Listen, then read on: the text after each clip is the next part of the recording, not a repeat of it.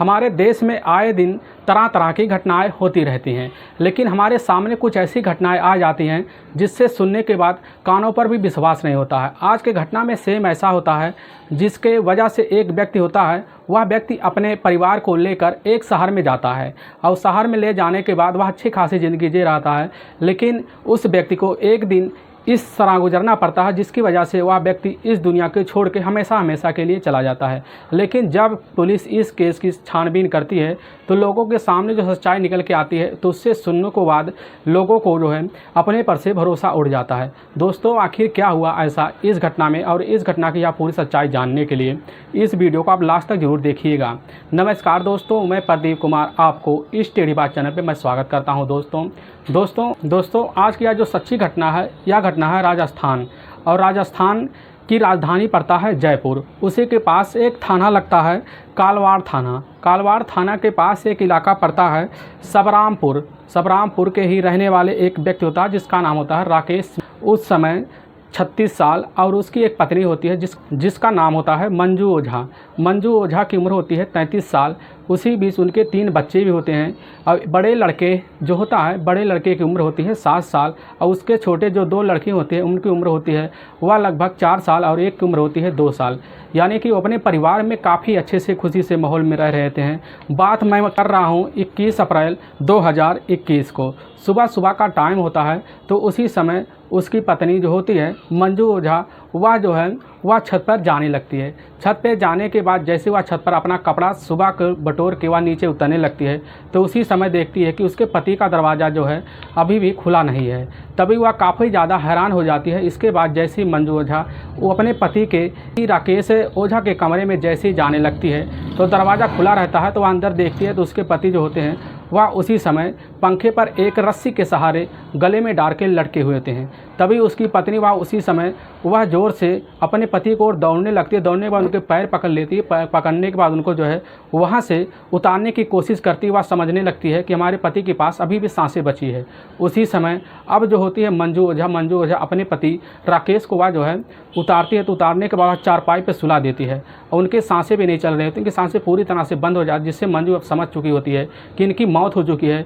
उसी समय मंजू वह घबरा कर तुरंत ही अपने बाहर निकलती है। पता लगता है पास में रहने वाले उसके ही जो राकेश ओझा होता है, राकेश ओझा का बड़ा भाई होता है राजकुमार ओझा जो है उसी के साइड में कमरा लेकर किराए पर रहते थे। उसी समय मंजू जो है उनके पास पहुंचती है। पहुंचने के बाद उनके सामने जोर से दहाड़े मार कर रोने लगती है। वह कहने लगती है, हमारे पति ने आत्महत्या कर ली है, न जाने क्या हुआ था, उनके साथ ऐसा क्या हो गया कि उन्हें आत्महत्या करने पर मजबूर होना पड़ा। उसी समय अब राजकुमार ओझा जो है वह उसकी बात सुनकर उसी समय अपनी छोटे भाई की बहू की बात सुनकर उसी समय वह उसके कमरे की तरफ दौड़ते हैं और देखते हैं तो उसका जो भाई वह जो है चारपाई पर लेटा पड़ा है, और मंजू वहाँ पर दहाड़े मार कर रोना शुरू कर दी, जिससे आस पड़ोस के लोग भी इकट्ठा हो जाते हैं। अब होने के बाद राजकुमार जो है कुछ समझ में नहीं पाता अब क्या करें। उसी समय राजकुमार ओझा जो होता है तुरंत ही वह अपने नज़दीकी पुलिस थाने कालवाड़ा में फ़ोन कर देता है, जिससे कालवाड़ा के जो पुलिस के एसपी जो होते हैं उसी समय वह सुनने के बाद तुरंत ही उसी घटनास्थल पर पहुँचते हैं जहाँ पर राकेश ओझा का बॉडी मिला था। उसी समय पहुंचने के बाद वह जो पहुंचते हैं तुरंत ही वह देखते हैं राकेश ओझा के बॉडी को, और आस पड़ोस भी देखते हैं और पूछने भी लगते हैं या कैसे हुआ। तो उसी समय मंजू बताती है कि सुबह का टाइम होता है। उसी समय उठते हैं तो कपड़ा सूख रहा होता है, छत पे जाते हैं, जैसे जीने पर उतरने लगते हैं तो देखते हैं हमारा पति का दरवाज़ा खुला हुआ होता है, और देखकर हम जैसे कमरे के अंदर घुसते हैं तो हमें अपने पति का यह देखकर अवस्था उसी समय दंग रह जाते हैं। और इसके बाद अपने पति के बॉडी को उतारने के बाद उनको चारपाई पर लिटाते हैं।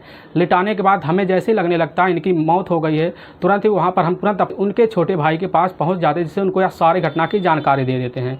अब पुलिस जो होती है उसी समय इस घटना की पूरी जानकारी लेने के लिए अब राजकुमार ओझा से भी पूछने लगती है, तो राजकुमार ओझा यही बात तुरंत ही बताने लगते हैं। कहते हैं इसके बारे में हमें कुछ नहीं पता है और ना ही इसके बारे में कुछ जानकारी है। तो पुलिस यह सोचने लगती है कैसे हो सकता है, क्योंकि यह जो राकेश ओझा ना किसी से दुश्मनी से, ना इनके ऊपर कोई ऐसा टेंशन था जिसकी वजह से यह कदम उठा सकते थे। राजकुमार ओझा जो होते हैं, राजकुमार ओझा उस तुरंत ही पुलिस की तरफ इशारा करने लगते हैं कि ज़रूर इसकी पत्नी मंजू का हाथ इसमें हो सकता है, क्योंकि आए दिन मंजू के साथ राकेश ओझा का झगड़ा हुआ करता था। पुलिस तुरंत ही जो है अब उसी समय यह पूछताछ करना ज़्यादा शुरू कर देती है उसी समय मंजू से, जिससे मंजू से जब बार बार पूछा जाता है तो मंजू हर बार हर सवाल का जवाब पलट के देने लगती है, जिससे पुलिस को काफ़ी शक होने लगता लगता है उसी समय मंजू के ऊपर शक जाहिर करने की वजह से मंजू का मोबाइल नंबर पुलिस भी ले लेती है। लेने के बाद उसका उसी समय मोबाइल नंबर लेने के बाद पूरा सीडीआर डिटेल निकालती है। जब निकालती है तो उसमें ऐसा कोई नंबर नहीं निकलता जिससे पुलिस के मंजू के ऊपर शक हो। पुलिस तुरंत ही राकेश ओझा को बॉडी को उसी समय लेकर अस्पताल में पोस्टमार्टम के लिए भेज देती है, जिससे यह पता लगे इसके साथ क्या हुआ था या कैसे हुआ था। पुलिस उसी समय जब उस पोस्टमार्टम रिपोर्ट का इंतजार करने लगती है, 2 दिन बीतने के बाद तुरंत ही उसका पोस्टमार्टम रिपोर्ट आ जाता है और उसमें यह चौंकाने वाला खुलासा भी हो जाता है कि राकेश कुमार ओझा का जो मौत हुआ है वह उससे पहले हुआ है, वह सांस फूलने की वजह से हुआ है। पुलिस तुरंत ही समझ जाती है इसमें आत्महत्या नहीं किया है, इसमें इसकी हत्या की गई है। पुलिस उसी समय या तुरंत ही हत्या का मुकदमा दर्ज कर लेती है। करने के बाद इस केस में काफ़ी छानबीन करना भी शुरू कर देती है। अब जो पुलिस होती है इस घटना को नए सिरे से जांच करना भी शुरू कर देती है। वह उसी समय एक नई टीम गठित करती है सादे पोशाक में। उसी समय उसी गांव में उसी इलाके में भेज दी जाती है ताकि वहां से यह पता लगे इसका किसी के साथ दुश्मनी तो नहीं है। तभी वहां से एक खबरी निकलकर पुलिस के सामने आता है।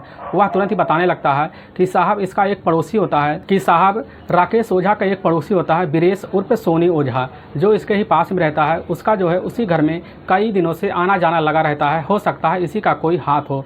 तो पुलिस जो है बिना कुछ पूछे चाहे उसी समय अब सोनी ओझा के पास पहुंच जाती है। पहुंचने के बाद तुरंत ही जब उसने पूछने लगती है तो पुलिस तुरंत ही उसके ऊपर शक जाहिर करने लगती है। तुरंत ही उसको अपने कस्टडी में लेती है। लेने के बाद उसको थाने में ले आती है। ले आने के बाद जो है पुलिस उससे काफ़ी कड़ाई से पूछताछ करना शुरू कर देती है, जिससे जब वह जो सोनी ओझा होता है, सोनी ओझा पुलिस के सामने काफ़ी थर-थर काँपने लगता है, जिससे पुलिस उसके ऊपर काफ़ी शंका जाहिर करने लगती है। इसकी वजह से अब पुलिस के सामने वह सारी सच्चाई यानी कि जो भी उसने किया था पुलिस के सामने वह रखने के लिए पूरी तरह से भी तैयार हो जाता है।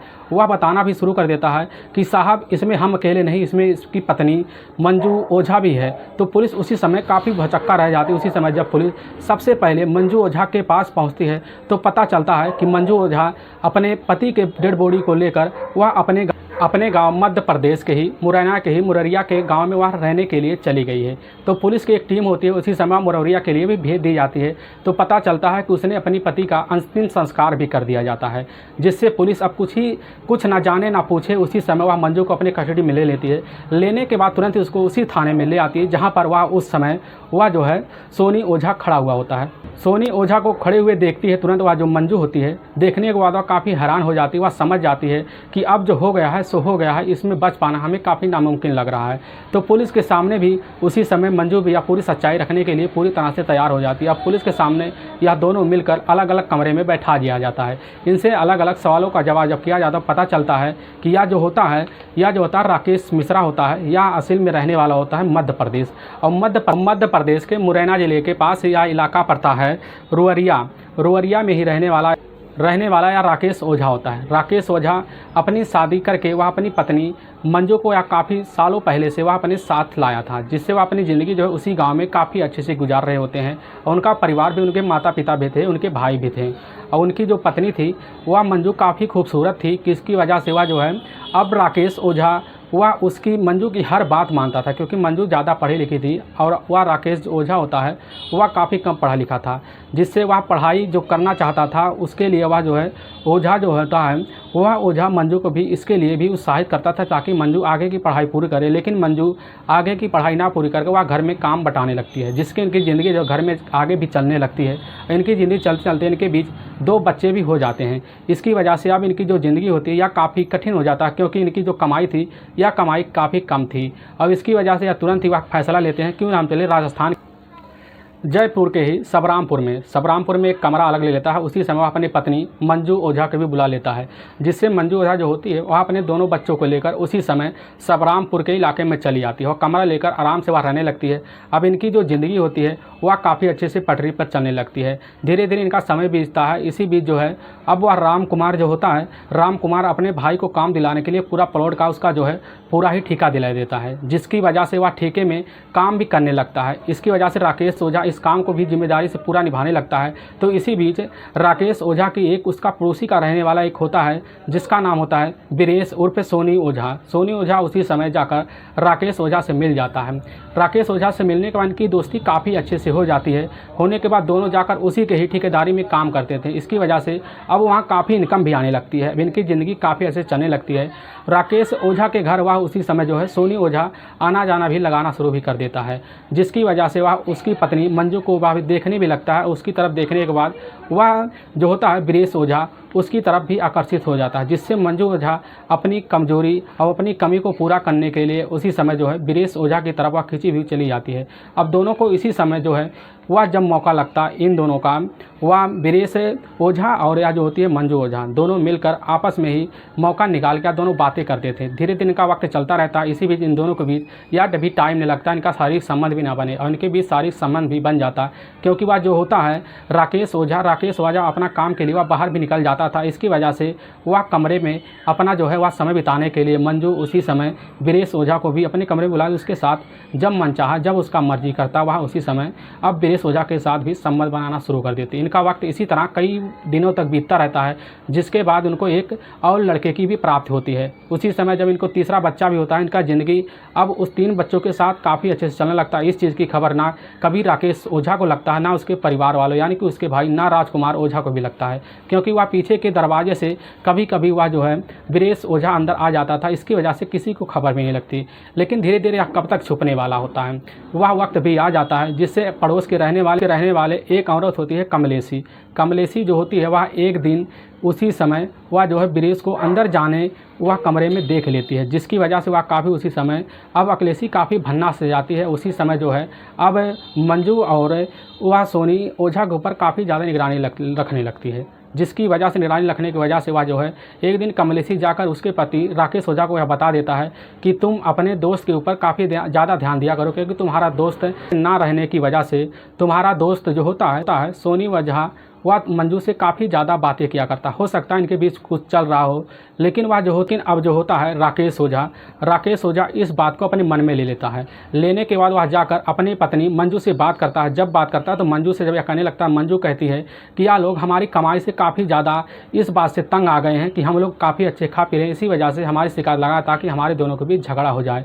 तो इसकी वजह से अब जो होता है राकेश ओझा अपनी पत्नी की बात भी मान लेता है, लेकिन वह जो है उस पर विश्वास करना भी नहीं छोड़ता, उस पर निगरानी भी रखना शुरू कर देता है। लेकिन यह कब तक चले, 19 अप्रैल 2021 का जैसे ही शाम का टाइम होता है उसी समय वह राकेश ओझा का भाई जो होता है राजकुमार ओझा वह उसी समय मंजू और उस सोनी ओझा को एक ही कमरे में देख लेता है। दोनों उसी समय बाहर निकल जाते हैं। निकलने के बाद जैसे वह देखता है राजकुमार ओझा उसी समय जाकर अपने भाई से राकेश ओझा से वह बात करता, वह बता देता सारी बात। उसी समय राकेश ओझा इस बात को लेकर काफ़ी गुस्सा हो जाता है। उसी समय आकर अपनी पत्नी को कमरे में बहुत ही टार्चर करना शुरू कर देता, जिसकी वजह से वह उसकी पत्नी काफ़ी उसी समय वह काफ़ी निराश हो जाती है, लेकिन उसका पति उसको छोड़ने वाला नहीं होता है। उनका जो है कमरे में उसी समय काफ़ी झगड़ा तकरार होता है। और उसके बाद जब राकेश ओझा उसी समय कमरे से बाहर चला जाता है तो फ़ोन करके वह उसी समय वीरेश ओझा से वह बात करती है, उससे बोलती है कि तुम हमारे साथ रहना चाहते हो तो हमारे पति को इसी समय अपने रास्ते से हटा दो, जिससे हमारा मिलना भी काफ़ी आसान हो जाता है। अब इनका जो उम्र होता है उस समय उसकी उम्र होती है मंजू ओझा की उम्र होती है 33 साल और उस लड़के की उम्र होती है मात्र 27 साल, यानी कि इनके दोनों के बीच की उम्र होती है लगभग 6 साल का फासला होता है। लेकिन यह दोनों इस कदर अपने यारी में डूब गए थे कि वह अपने इसके लिए कुछ भी करने के लिए तैयार हो जाते हैं। और वह समय आ भी जाता है जिस 20 अप्रैल 2021 का वह रात लगभग 11:30 बजे के टाइम होता है। मंजू जो होती है अपने कमरे में सो रही होती है, उसका पति जो है ऊपर के कमरे में वह सो रहा होता है। मंजू अपने 2 बच्चों के साथ सो रही होती है और एक बच्चा जो होता है राजकुमार के पास सो रहा होता है। तो मंजू उसी समय वह होती है अब उसी समय सोते वक्त उसी समय सोनी ओझा के पास फ़ोन कर देती है, उसको बता देती कि हमारा पति गहरी नींद में सो रहा है, हमने उसको खाने में कई नींद की गोलियां दिला दी हैं जिससे वह कभी उठ नहीं पाएगा। अब उसी समय वह अपना सारा प्लान करके वह जो होता है सोनी ओझा रखा रहता है।